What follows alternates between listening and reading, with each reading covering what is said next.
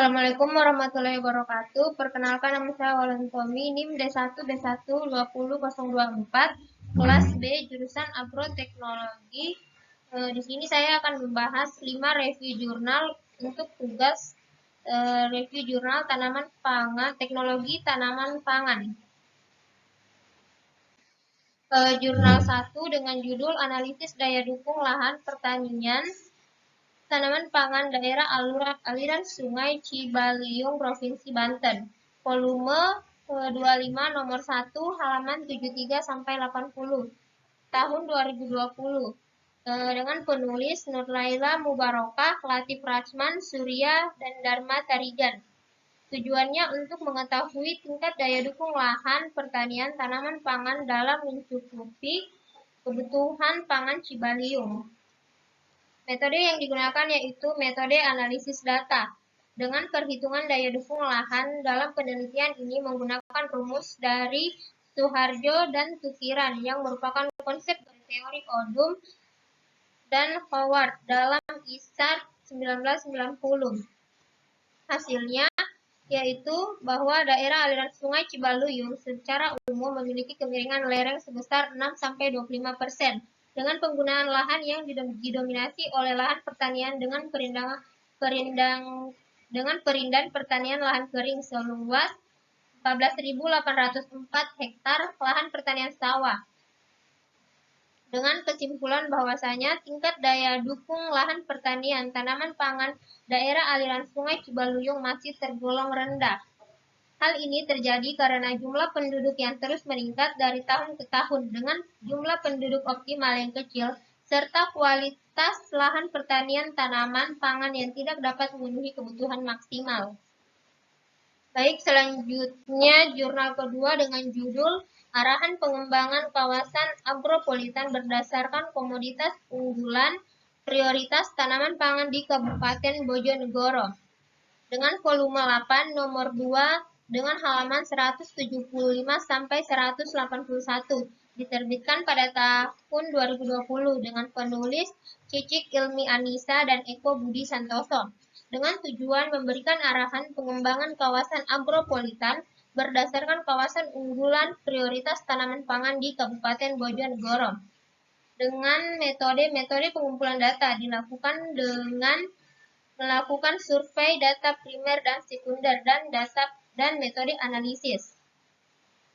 Dan didapat hasil bahwasanya dua komoditas yang merupakan komoditas basis yaitu padi dan kedelai, yang artinya dua komoditas tersebut menjadi basis atau menjadi sumber pertumbuhan yang memiliki keunggulan komparatif dan hasilnya tidak hanya memenuhi kebutuhan di Kabupaten Bojonegoro, tetapi juga dapat diekspor ke luar wilayah.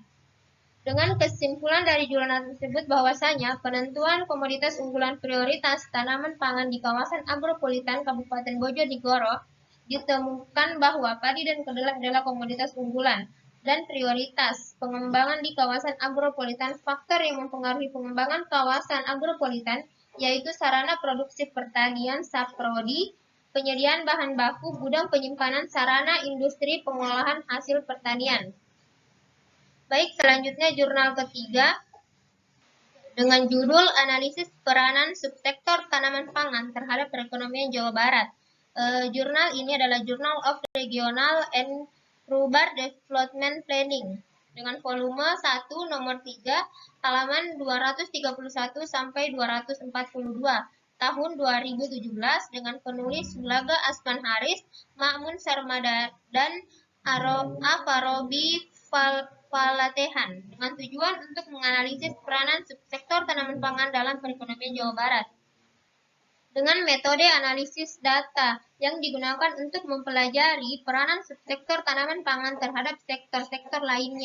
Dengan hasil perhitungan menunjukkan bahwasanya indeks BL atau backward linked dan FL atau forward linked menunjukkan bahwasanya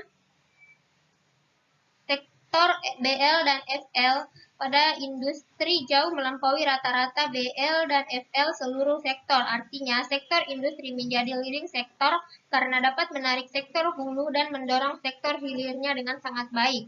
Hal ini konsisten dengan hasil analisis sektor industri pada pembahasan sebelumnya bahwa kontribusi output sektor industri pada seluruh perekonomian merupakan yang terbesar. Kemudian kesimpulannya bahwasanya hasil penelitian menunjukkan tanaman pangan bukan menjadi leading sektor pembangunan perekonomian di Jawa Barat. Analisis peranan menunjukkan sektor yang menjadi leading sektor adalah industri pengolahan yang ditunjukkan distribusi terbesar dari struktur output dan nilai tambah bruto. Sedangkan nilai sektor tanaman pangan terdapat di peringkat 6 pada struktur output dan peringkat 5 pada struktur nilai tambah bruto. Selanjutnya jurnal keempat dengan judul Analisis Nilai Tukar Petani Komoditas Tanaman Pangan di Sumatera Utara dengan jurnal Ekonomi dan Kebijakan Publik volume 6 nomor 1 halaman 17 sampai 32 tahun 2015 penulis Muhammad Ilham Riyad dengan tujuan untuk menganalisis biaya dan analisis usaha tani tanaman pangan. Dengan metode analisis nilai tukar, penerimaan konsep subsistem serta persamaan linear Cobb-Douglas. Hasilnya didapatkan bahwasanya berdasarkan hasil perhitungan dengan menggunakan data yang diambil pada pertengahan tahun dapat NTP atau nilai tukar petani untuk Provinsi Sumatera Utara yaitu sebesar 99,07%. Hal ini terjadi akibat dari sistem tata niaga yang menempatkan petani sebagai penerima harga yang belum efektif. Kebijakan harga dasar gabah dalam rangka menjaga stabilitas harga jual pada petani. Kondisi ini memberikan implikasi bahwa peningkatan produksi petani tidak selalu diikuti dengan peningkatan NTP dan bahwa cenderung berakibat penurunan NTP karena penurunan NTP hanya dasarkan pada rasio harga-harga. Dengan kesimpulan bahwa semakin tinggi NTP atau nilai tukar petani, maka relatif semakin sejahtera tingkat kehidupan petani yang akan membawa dampak yang baik untuk pertumbuhan ekonomi. Selanjutnya jurnal terakhir dengan judul Persepsi Petani Terhadap Kompetensi Penyuluh Pertanian Tanaman Pangan di Kabupaten Aceh Utara. Jurnal Penyuluhan volume 14 halaman 1, volume 14 nomor 1 halaman 159 sampai 174. Tahun 2018 penulis Zulfika Siti Aminah dan Pang Asngari. Tujuan mengukur persepsi petani terhadap kompetensi penyuluhan pertanian tanaman pangan di Kabupaten Aceh Utara dengan menggunakan metode deskripsi dan kualitatif. Hasil yang didapat bahwasanya petani di Kabupaten Aceh Utara mayoritas adalah petani tanaman pangan tradisional yang melakukan kegiatan pertaniannya secara turun-temurun dari orang tua. Dan kesimpulan dari jurnal ini bahwasanya berdasarkan hasil analisis menggunakan skala Likert, disimpulkan bahwa persepsi petani terhadap kompetensi penyuluh berada pada skala 2,85, skala Likert 1-4.